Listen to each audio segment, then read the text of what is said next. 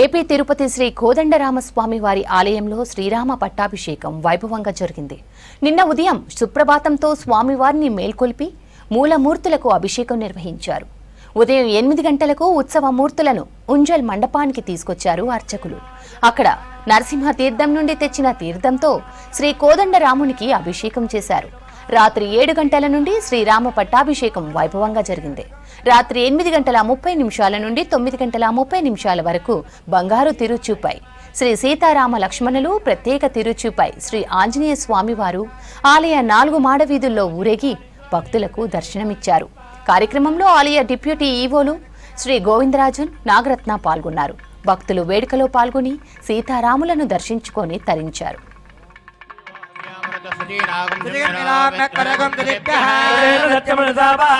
శేషాయ నమః దివ్య ధూపమాగ్రాపయామి.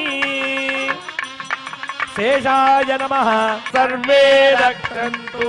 పద్మాద్యవక్ష పరమత్వ పుణ్య పద్మాజనిత్రి పరమద్యవాతః యవోజాగృపాగుం దస్సమింధతి విష్ణోర్యత్ పరమం పదం రామాయ రామభద్రాయ రామచంద్రాయ వేధతి మనుయంతి చేతః ఏ అంతరిక్షం పృథివీం క్షియంతి భగస్తే తం రథవంగమేమా యత్ర దేవైః సధమాదం మదేమా. ఏపీ తిరుపతి శ్రీ కోదండరామస్వామి వారి ఆలయంలో శ్రీరామ పట్టాభిషేకం వైభవంగా జరిగింది. నిన్న ఉదయం సుప్రభాతంతో స్వామివారిని మేల్కొల్పి మూలమూర్తులకు అభిషేకం నిర్వహించారు. ఉదయం 8 గంటలకు ఉత్సవ మూర్తులను ఉంజల్ మండపానికి తీసుకొచ్చారు అర్చకులు. అక్కడ నరసింహ తీర్థం నుండి తెచ్చిన తీర్థంతో శ్రీ కోదండరామునికి అభిషేకం చేశారు.